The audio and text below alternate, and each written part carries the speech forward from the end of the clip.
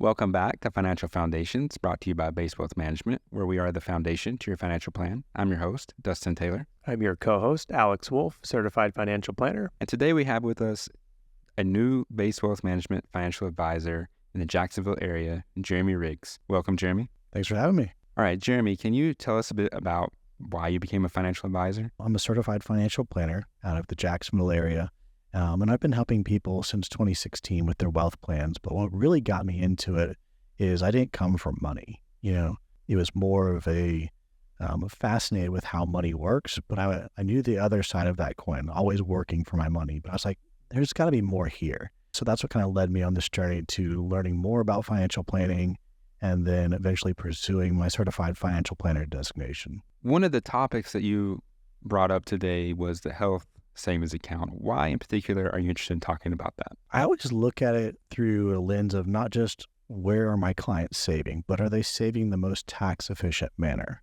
And that's where I think HSA is often overlooked and underutilized. You mentioned the tax advantages. I know that's a key benefit of the HSA. Can you talk a bit about those tax advantages? Yeah, happy to. So you'll hear it referred to as a triple tax advantaged account. Well, what that actually means here for you is the first advantage is that when you make the contribution, it reduces your income. So most people are familiar with that from like a 401k. So that's the first advantage that you get. The second one is that these funds grow tax-free. And often I find people don't realize that there's no time limit on when you're reimbursed. So I'll give you an example. Someone has a medical expense. They hold that receipt. 10 years down the road, you can redeem that for tax-free.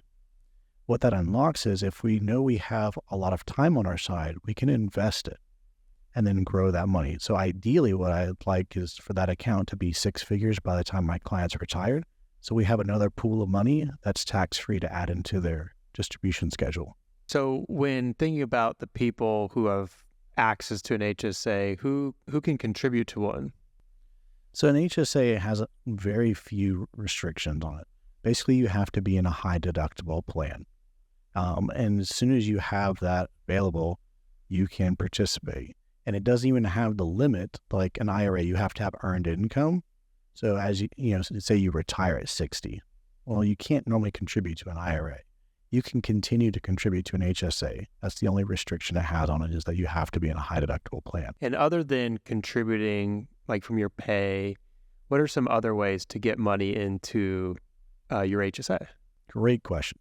So I always start with your employer paycheck because until you hit the FICA limit, the HSA is the most tax efficient for you because it's pre all taxes. Before anyone gets a chunk of your paycheck, it goes into the HSA. Second way, we can always fund it from a bank account, brokerage account. So you can fund it in a traditional sense with after-tax money and then get the deduction when you file your taxes. The last one I like to use is a one-time rollover. What that basically means is we take money from your IRA, which is a pre-tax account. It's tax deferred. When we touch it, it's going to be income to you. We pick that money up, do a once-in-a-lifetime rollover into your HSA. Now we've just moved money into the after-tax bucket. You can touch an HSA for medical expenses with no ramifications to you. So that's the third way I like to fund it. What about employers? Do they ever give any benefit to the employees that are contributing? Oh, absolutely. If you think about it from an employer standpoint, it's a cheaper plan for them to provide to you. So a lot of them will incentivize. I've worked with companies that maybe they put a $500 or $1,000 contribution every year into that. So when you start doing the math, it makes a lot of sense for you to add a HSA to your savings strategy. There's some great tax benefits there, obviously, from participating and contributing to an HSA. Absolutely. I feel like it's the most tax advantaged vehicle.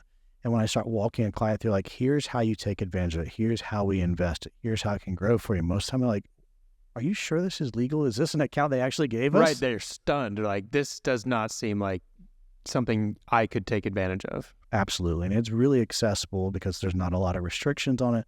I would say, other than getting your employer match from a 401k, this is the best place to save. It's number 2 on my list, really, no matter who I talk to. I've also heard of a flexible spending account. What's the difference between that and an HSA? Yeah, great question. I think of the flexible spending account as like a precursor. It has some of the advantages, but not all of them. So what that means is you can defer the money and it reduces your taxable income into that account. But the downside of that is by the end of the year, you have to use all the funds. So what I find is if we use that, we're only going to fund it with the money that you know you're going to use every single year. Whereas with the HSA, I know we can roll that money over and potentially grow it. So it gives you a little more option. Right. I've used an FSA before, and I only put in about $500, which I knew would cover like contacts and a pair of glasses. And that was really about it because I wasn't sure what other medical expenses I would incur.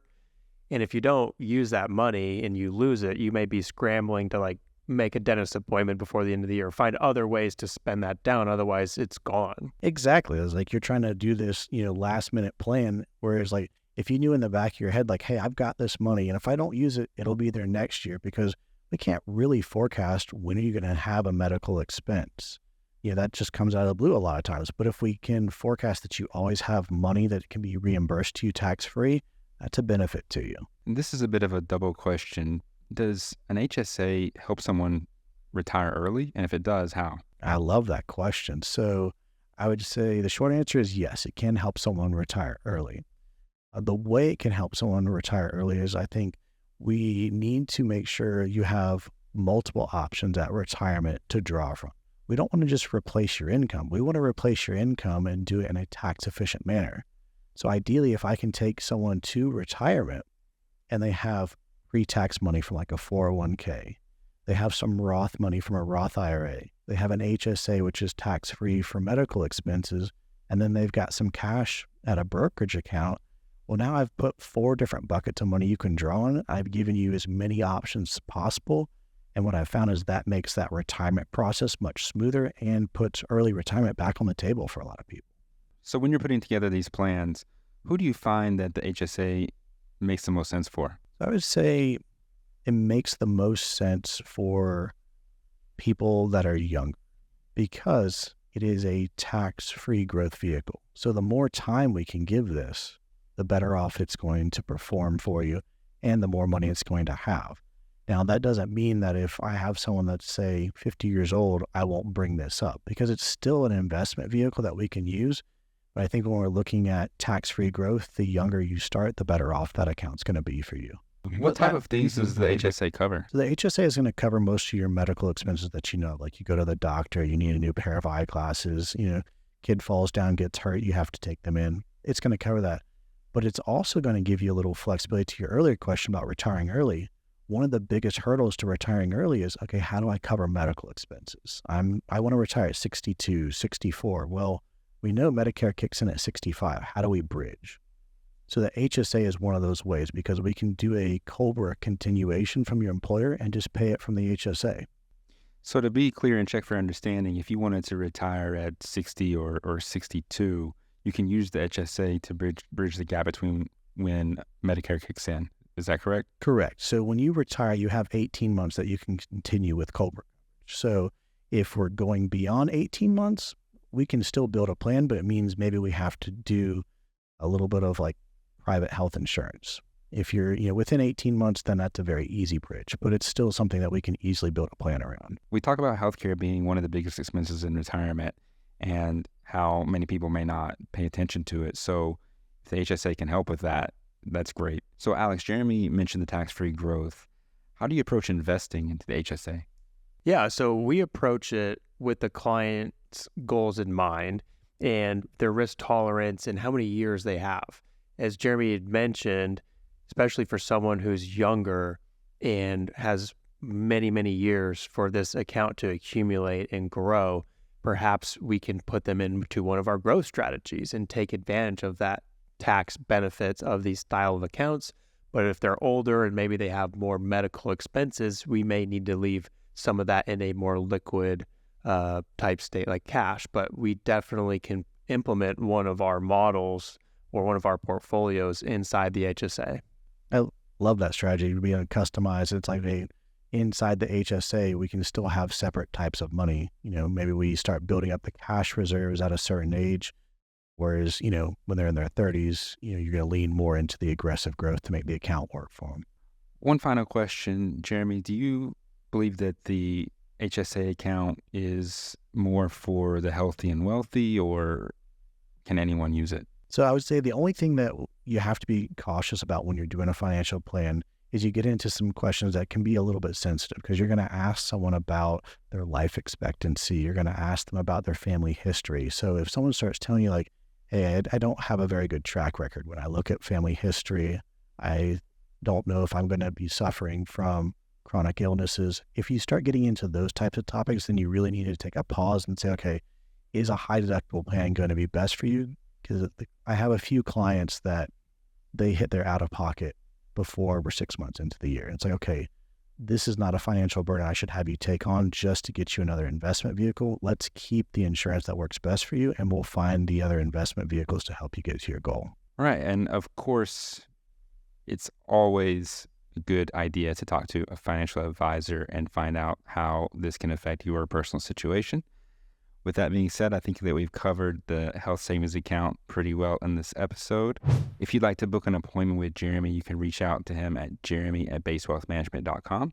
You can visit our website for more resources at basewealthmanagement.com or subscribe to our YouTube channel and this podcast.